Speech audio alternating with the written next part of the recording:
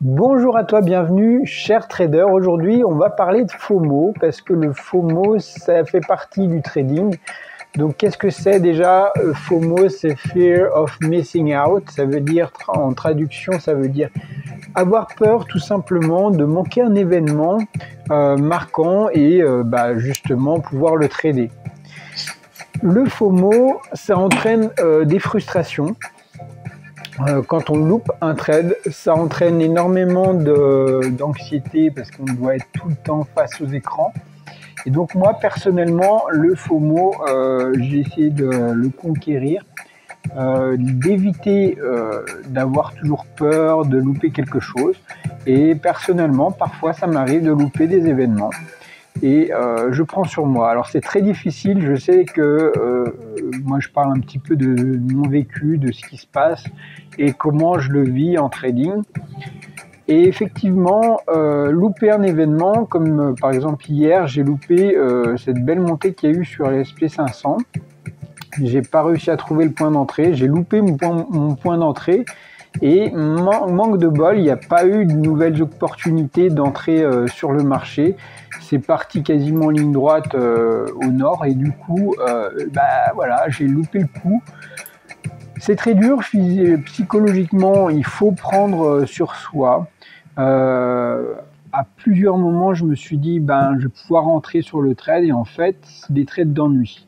Il faut savoir vaincre cet ennui et des trades de vengeance, on va dire, des trades d'impulsion. Tous ces trades-là, finalement, ça entraîne vraiment des dégâts. Parce que généralement, quand on a une grosse bougie qui commence à monter à fond, on va prendre tout en haut. Et c'est au pire moment parce qu'après ça s'éclate, les cours retombent énormément. Souvent on a ça, c'est-à-dire que les gros vont chercher les stops en haut et après pour redescendre à fond, ou l'inverse. Donc je reste très prudent par rapport à ça. J'ai tellement eu de vécu dans mon historique de trader depuis 2014 où j'ai eu des impulsions, des volontés de trader parce que ça bouge, etc. Tout ça s'est passé à côté maintenant. Je suis beaucoup plus responsable et je t'apprends sur cette chaîne à être responsable, à ne pas faire des trades d'impulsion et justement prendre du recul. Et dès que tu as loupé quelque chose, par exemple tu as un événement, tu voulais te mettre à l'achat, comme moi hier par exemple, et tu as loupé le coche, c'est monté de 10, 20, 30 points, 40 points peut-être, si c'est sur le Nasdaq peut-être 100, 120 points, et tu te demandes est-ce que c'est encore le temps de prendre un trade. Alors pour moi personnellement c'est loupé. Tu as vu que les cours ont monté énormément, il n'y a plus de points à faire, ou quasiment 2-3 points peut-être, mais moi c'était mon cas, il me restait encore 3-4 points à faire. Qu'est-ce que j'ai fait? J'ai rien fait. Et c'est la meilleure façon de ne plus mettre cette angoisse en cause et de remettre en fait tout ton plan de trading qui est mûrement réfléchi en l'air. Alors le truc c'est que moi je n'aime pas changer mes stratégies. J'ai une stratégie qui fonctionne vraiment bien, mais c'est sur des points clés. Et si je sors de cette stratégie, en fait, c'est un peu du gambling. Et les taux de réussite n'ont plus rien à voir, si tu veux. Donc je préfère perdre une journée, c'est vrai. D'accord, hier j'ai perdu une trentaine d'euros, peut-être 40 euros, voilà.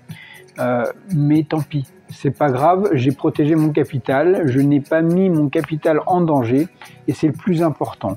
Et tu devrais faire pareil. Quand on parle de FOMO, on a peur de louper des trades importants. Mais c'est pas grave, pourquoi? Parce que en fait, demain, le lendemain, lundi, là, il y aura un trade, il y aura les cours qui vont bouger, tu auras de nouvelles opportunités. Et toute l'année, tu as des opportunités en or à choper si tu es assidu. Et bien sûr, si tu perds comme moi 1 ou 2 jours sur un mois, c'est pas la fin du monde.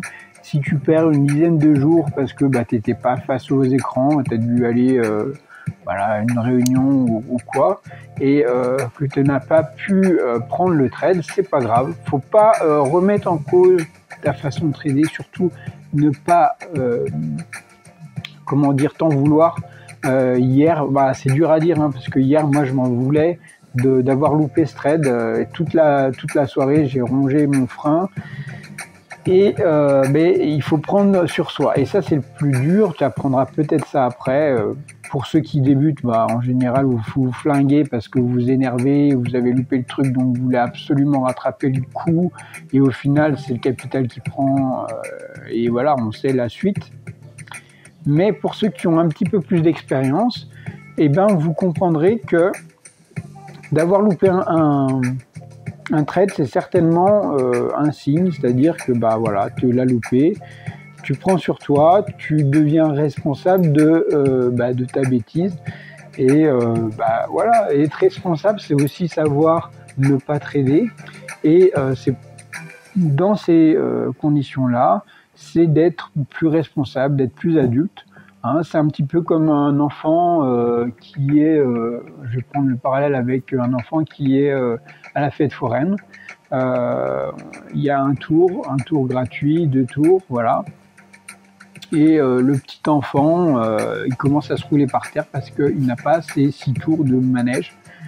Et donc, si tu débutes en trading, si tu n'as pas eu ta dose de trade, le nombre de trades que tu voulais, tu vas te rouler par terre, et tant que tu n'auras pas fait tes trades, tu vas être énervé, tu vas en vouloir au broker, au cours, etc. Enfin, un peu à tout.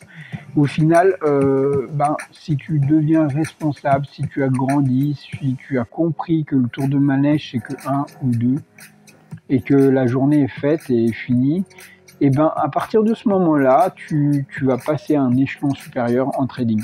Et tu vas vraiment passer du trader perdant à un trader gagnant. Alors ça paraît contre-intuitif parce que tu te dis, pour gagner de l'argent, il faut que je fasse plus de trades. Plus je ferai de trades, plus je gagnerai. Et ben je peux t'assurer que c'est complètement l'inverse. Moi, dans mon historique, plus j'ai restreint le nombre de trades, plus j'ai été profitable. Et je t'invite à faire pareil dans ta vie, dans tout ce que tu réalises.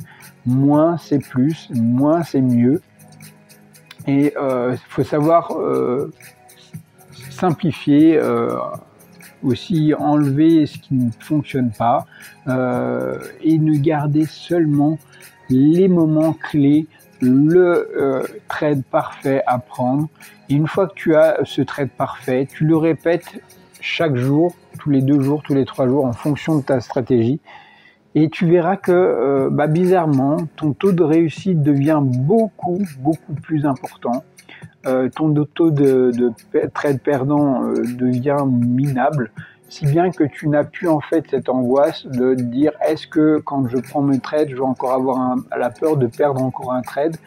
Plus du tout, parce qu'au final, quand tu perds qu'une fois tous les 10 trades, c'est pas bien grave.